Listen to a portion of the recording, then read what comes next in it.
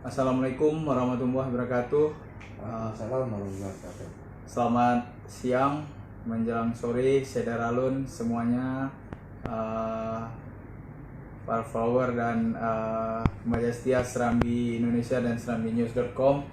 Hari ini hadir kembali kita dalam acara Serambi Podcast Bincang Publik.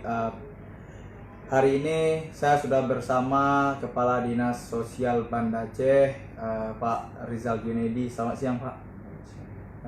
Di sini bersama Pak Kadis Sosial kita akan membahas tentang penanganan gepeng, gelandangan dan pengemis di tengah pandemi COVID ini. Jadi seperti apa selama ini?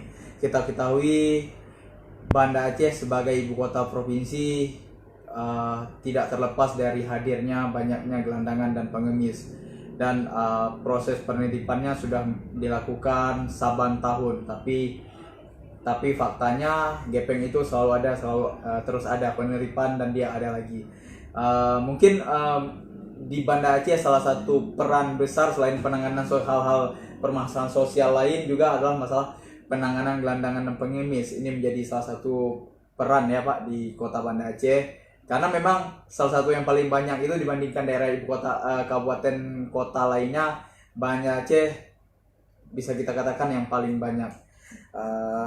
Pak Rizal, mungkin langsung saja Pak saya tanya, selama ini Pak, Bapak kan sebagai Kadis Sosial, seperti apa sih Pak kondisi gepeng ini, gelandangan dan pengemis setiap setelah bulan per bulan, tahun per bulan gitu? Ya, baik, terima kasih. Assalamualaikum warahmatullahi wabarakatuh. Masalah gepeng sebenarnya di Banda Aceh ini menjadi masalah problem tersendiri, tapi hal yang klasik. Masih ya. Ya, Dari tahun ke tahun ya. ya dari tahun ke tahun kita masih dihadapkan permasalahan itu dan terkesan tidak ada penyelesaiannya. Nah, selama pandemi COVID ini memang agak sedikit meningkat gepeng. Ya, saya rasa ini maklum sebagai Banda Aceh sebagai ibu kota provinsi, sehingga ada gepeng dari sebagian besar datang ke Banda Aceh. Nah, satu sisi kita juga secara rutin melakukan kegiatan, yaitu pertama kita melakukan razia terhadap gepeng ini secara rutin dan berkoordinasi dengan Satpol PP. Jadi ada tahapan-tahapan. Pertama kita juga melakukan razia, kemudian dari hasil razia tersebut nanti kita giring ke rumah singgah yang di Jalan Jabat. Nah, di situ nanti kita bina selama 3 hari. Kalau memang dia warga luar kota Banda Aceh, kita kirim ke tempat asalnya. Nah, dari hasil evaluasi ini memang gepeng ini yang kena razia orang itu juga. Orang-orang yang sama. Orang yang sama, baik itu yang dari luar Banda Aceh.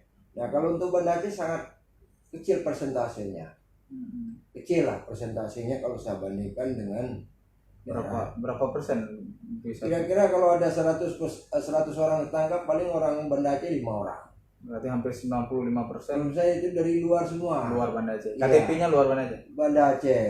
Nah, ini kan waktu kita razia, kita bimbing di rumah singgah. Nah, ini yang menjadi problem kan, yang ketangkap itu orang itu juga. Baik itu yang dari luar Banda Aceh maupun yang penduduk Banda Aceh. Kita kan bisa ngecek dari KTP-nya. Jadi setelah itu kok bisa Pak berulang? Mereka setelah ketangkap apa kembali lagi gitu? Ya, namanya orang cari rezeki ya. Iya. Kan jadi nasib-nasiban. Kalau ketangkap ya memang nasibnya apes. Kalau nasib baik ya lolos dia. Nah, sekarang yang jadi problem adalah memang dia situasi ini terkesan gitu tidak ada pola yang idealnya bagaimana penanganannya. penanganan. Padahal kita sudah tangani secara rutinitas. Nah, mungkin ke depan ini masalah sanksi ini yang perlu kita perberat. Karena dari hasil evaluasi kami, pertama itu ada yang nampung. Di Banda Aceh ada orang yang nampung. Ada yang mengkoordinir sih. Nah, memang ini kita perlu kesadaran masyarakat untuk jangan memberikan bantuan. Ya kan?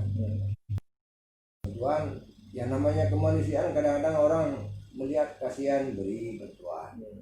Nah, pada itu kita sudah mengimbau baik yang pamflet-pamflet di simpang-simpang lampu merah kan sudah kita pasang sebenarnya. Nah, jadi mungkin dari sanksi yang pertama dari penampung. Kemudian nanti bagi pemilik-pemilik toko, pemilik kafe-kafe, nanti akan kita berikan penghargaan kepada mereka.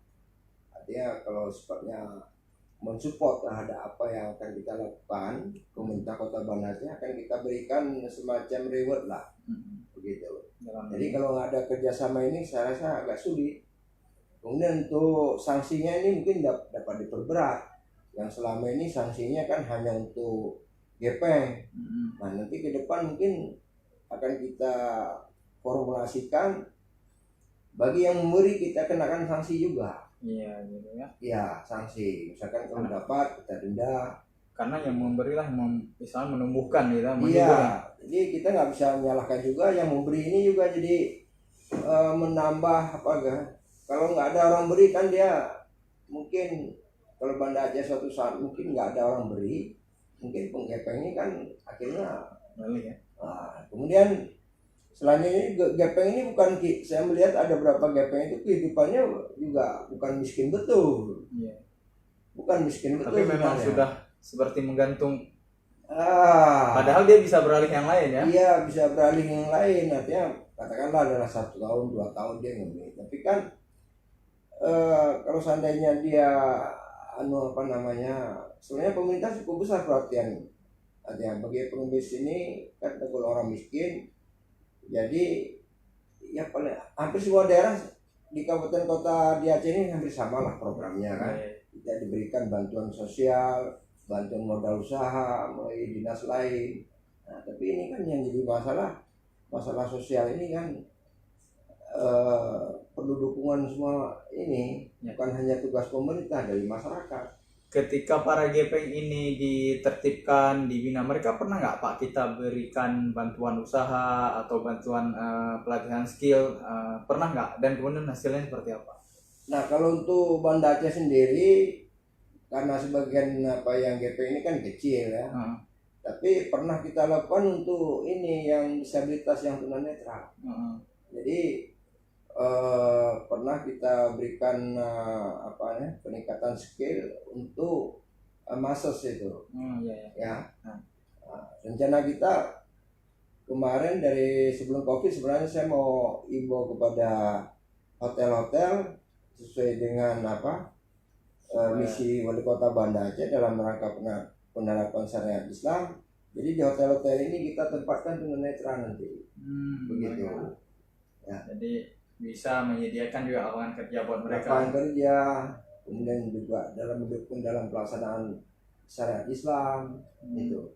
Jadi kan ada beberapa hotel. Nah, di Banda Aceh ini kalau nggak salah kemarin ada 21 orang yang sudah kita bina. Itu tunanetra dan disabilitas. Iya, itu yang sudah kita bina. Nah, kemarin sebenarnya awal Februari itu sudah kita mau buat surat melalui Bapak Wali Kota Banda Aceh kepada masing-masing hotel untuk dapat ditampung ya tenaga, karena kalau dari skill saya rasa sudah cukup. Baik.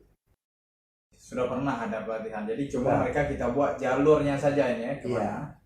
Karena memang yang disabilitasnya internet kan berbeda yang orang kehidupannya normal kan. Dia memang tidak bisa bekerja yang normal Iya, betul. Tapi kalau orang yang normal ini bisa kita arahkan bekerja normal ya. Iya. Karena saya melihat di daerah lain di Jakarta itu ada satu hotel yang memang masa sini tunanetra, gitu. Nah, kenapa nggak di Aceh ini, khususnya Banda Aceh kita coba? Ini kan yang pertama yang saya sampaikan tadi dalam rangka mewujudkan misi Wali Kota Banda Aceh ini. untuk apa dalam syariat Islam ini. Jadi semua hotel nanti yang perempuan juga kita, wanita ada juga yang tunanetra nanti kita tempatkan, nanti kita buat shiftnya. Nah kemarin waktu mau kita susun agenda itu terus terjadi pandemi COVID ini. Oh, karena tertunda ya program. Tertunda ya. Oh, oke, berarti Kita berarti kan ada ada 21 orang yang udah kita latih dan mereka siap kita kerjasamakan ya. Iya, dan Selain- saya sudah apa kita udah kan Fasilitas. di Banda Aceh ini ada Pertun namanya Persatuan Tunanetra. Oh, ya. Memang kita ada wadahnya dan mereka sudah siap. Itu semua hotel nanti yang kita tawarkan nanti. Ya nanti kita himbau hotel lah, maunya bisa menampung bisa kan. menampung. Mereka lepas seperti itu ya. Iya, mereka kan Ketika perlu dipanggil ya.